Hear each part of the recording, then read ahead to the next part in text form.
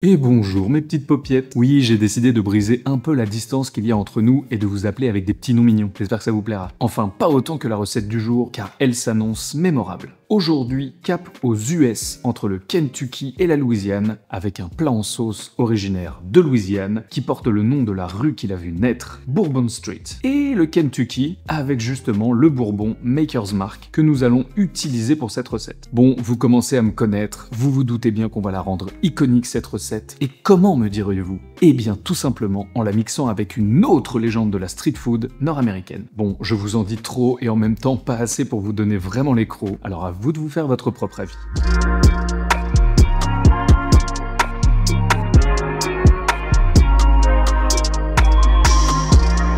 Je vous avais pas menti, c'est de la folie cette histoire. L'idée ici, c'est donc de mixer deux plats que j'adore, le chicken bourbon et le burger de poulet frit. Pourquoi? Eh ben parce que pourquoi pas. Et oui, c'est aussi ça la magie de la cuisine, tu es le chef de tes propres envies. On va donc se lancer sur une sauce au bourbon nappante, profonde et pleine de saveurs, dans laquelle on va venir tremper un poulet frit juteux à l'intérieur, croustillant à l'extérieur, puis on va finir en beauté en mettant tout ce beau monde dans un bun doux, moelleux, mais pas trop bourratif. Sacré programme. Ok, là, vous devez commencer à avoir un petit creux. Qui dit fusion de recettes dit forcément enjeu supplémentaire. Ici, ce sera de garder le poulet bien croustillant malgré la sauce qui, par nature, n'aime pas quand ça croustille. L'astuce réside dans la panure bien particulière, mais vous découvrirez tout ça en temps voulu. Pour rendre le tout totalement dément, on va imaginer une mayo avec un peu d'acidité pour contrebalancer le côté un peu riche de la sauce et une garniture express pour apporter un max de fraîcheur à notre recette. Ce serait dommage de mettre du bourbon que dans la sauce, non? Je vous propose donc le pairing idéal pour cette recette de burger. Et comme on l'a joué un peu osé en twistant notre recette, on va opter pour un grand classique des cocktails, le Old Fashion. Pour ce faire, pas besoin de shaker, mais de seulement quelques ingrédients dont le plus important sera forcément le bourbon. J'ai la chance d'être accompagné par Maker's Mark et son bourbon dont le profil aromatique très doux apportera beaucoup de gourmandise à notre pairing. Distillé au Kentucky, pas si loin de la Louisiane d'ailleurs, sa particularité est sa rondeur en bouche. Il contient très peu de seigle, mais plutôt du blé rouge d'hiver, ce qui lui confère une douceur idéale pour ce cocktail. Alors maintenant, ce n'est plus un creux à ce niveau-là que vous avez, c'est un trou, c'est un cap. Que dis-je? C'est une péninsule. Bon, j'arrête de faire du émond de rostand, ça part sur un sandwich décapant. Et je vous propose que l'on commence tout de suite par la panure du poulet.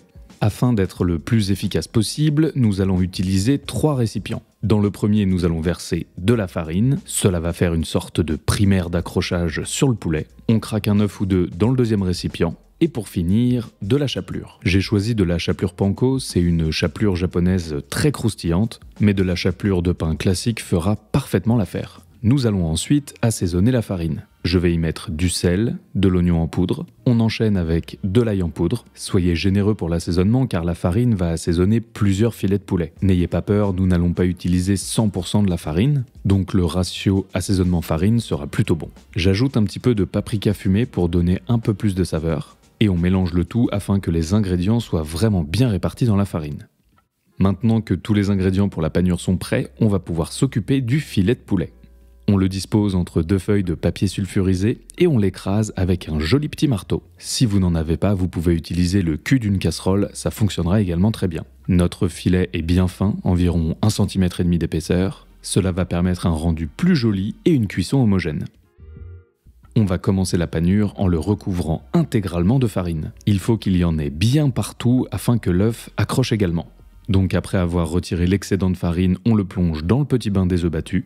Et pour finir, le passage dans la chapelure. Pour cette dernière étape, prenez votre temps. Il faut bien appuyer partout sur le filet pour être sûr que la chapelure accroche. Et voilà, le filet est prêt, on va pouvoir le mettre de côté et préparer le reste des ingrédients. Pour la sauce, ce sera donc une mayonnaise express maison. On commence par craquer un œuf entier dans un récipient haut et étroit. Et la particularité ici, c'est que l'on va ajouter tous les ingrédients. Moutarde, vinaigre, sauce piquante, sel. Et le plus étonnant quand on n'est pas habitué, l'huile. Et oui, on met toute l'huile d'un coup. On dépose la tête du mixeur plongeant sur l'œuf, on commence à mixer sans bouger, et au bout de quelques secondes, vous avez un rendu spectaculaire. J'ai ici volontairement diminué la quantité d'huile par rapport à d'habitude, afin d'avoir une mayonnaise onctueuse mais assez liquide. Ce sera beaucoup plus simple pour le dressage.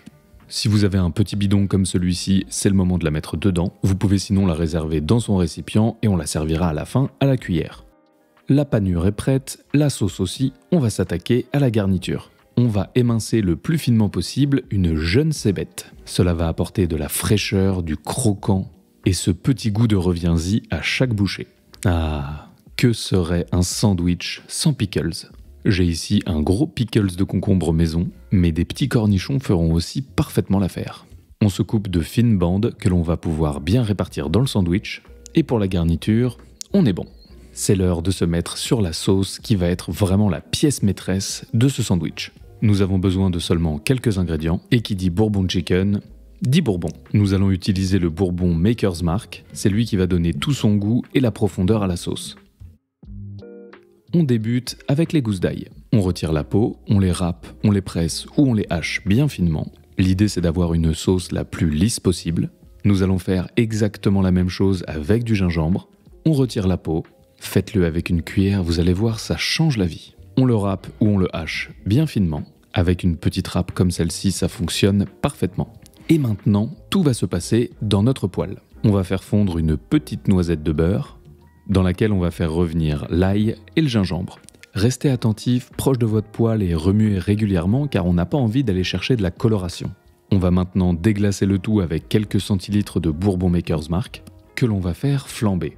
Je le fais avec le gaz, mais vous pouvez le faire totalement avec un briquet ou des allumettes, mais pensez surtout bien à couper la hotte si vous en avez une. Une fois le bourbon flambé, on va le laisser réduire quelques minutes afin de concentrer les goûts, et l'on va ajouter la sauce soja, un petit peu de sauce hoisin, c'est une sauce asiatique sucrée-salée très sympa. On enchaîne avec un petit peu de cassonade. Vous me connaissez, je ne peux pas m'en passer. Un peu de piment d'Espelette. Le piquant va venir contrebalancer l'acidité et la sucrosité de la sauce. On peut maintenant mélanger tous les ingrédients ensemble et laisser mijoter quelques petites minutes.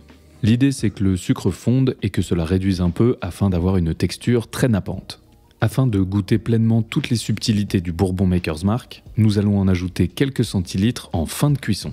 Cela permettra vraiment d'en faire l'élément principal de cette sauce et de bien pouvoir analyser toutes les strates de saveur. Mesdames et messieurs, cette fois-ci, je pense qu'on touche au but. On attaque la dernière ligne droite et on va donc pouvoir passer en cuisson le poulet. On va le faire frire dans un petit fond d'huile entre 150 et 170 degrés. Si vous n'êtes pas à l'aise avec cette idée, vous pouvez le faire dans un tout petit fond d'huile, ça fonctionnera également. Mais vous aurez forcément un peu moins de croustillant. Au bout de 2-3 minutes, on retourne le poulet et on finit la cuisson de l'autre côté afin que toute la surface soit bien dorée comme celle-ci. On finalise en s'assurant que chacun des côtés ait la même couleur. Et lorsque vous avez cette petite beauté là, on peut réserver.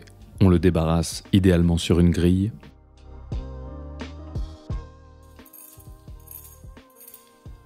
Ah là là, ce petit son là, on sent que c'est bien croustillant, je peux vous le dire. Tellement croustillant que ce petit passage dans la sauce va venir nourrir le poulet et lui donner une dimension supplémentaire, mais sans pour autant détremper la panure. Et c'est pour cela que je vous propose de le faire vraiment au dernier moment.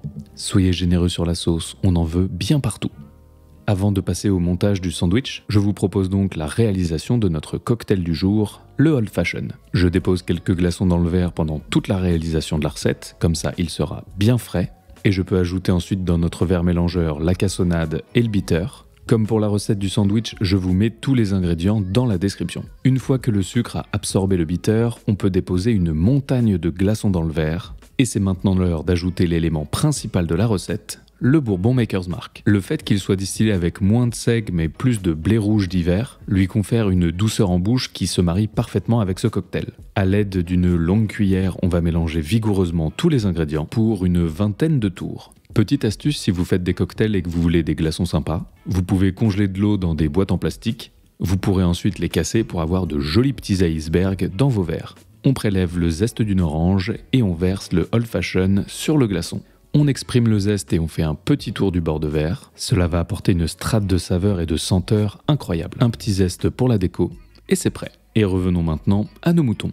Enfin, notre poulet bourbon. Pour ce sandwich, je vais utiliser ces jolis petits buns bien moelleux. Nous allons les faire revenir dans un petit peu de matière grasse sur une poêle afin de toaster la mie pour que la sauce se dépose sur le dessus sans imprégner totalement le sandwich. Pour la mayo, nous allons donc la déposer sur les deux faces du bun. À l'aide de votre petit bidon ou avec la cuillère, ça fonctionne toujours très bien. Mais là, avouez que c'est joli quand même. On dépose nos pickles sur le bas, suivi de près de notre poulet au bourbon, une montagne de cébettes finement ciselées, et voilà, il ne reste plus qu'à refermer ce beau bébé. Oh, mais qu'est-ce qu'il est mignon, lui. Alors oui, le poulet frit, c'est délicieux, mais avec une sauce sucrée-salée piquante et le tout dans un sandwich, franchement, c'est incroyable. Excusez-moi, mais c'en est presque trop. Le croustille et le fondant, c'est vraiment le mariage parfait. Sans parler du old fashion qui vient ajouter une nouvelle dimension à notre recette kentuckienne. Oui, j'ai vérifié, ça se dit comme ça. Ah d'ailleurs, j'en profite, dites-moi dans les commentaires si ça vous chauffe que j'aille faire un tour du propriétaire de la distillerie Maker's Mark dans le Kentucky pour comprendre tout le processus de création du bourbon. Et tant que vous êtes dans les commentaires, je compte sur vous pour me dire ce que vous avez pensé de cette vidéo. Pensez également à la liker et à la partager autour de vous. Ces quelques clics nous aideront énormément à aller plus loin, plus fort et pour le plus longtemps possible. Je vous dis à très vite pour de nouvelles aventures, c'était Hugo, vous êtes toujours sur Woogies, bon appétit, ciao.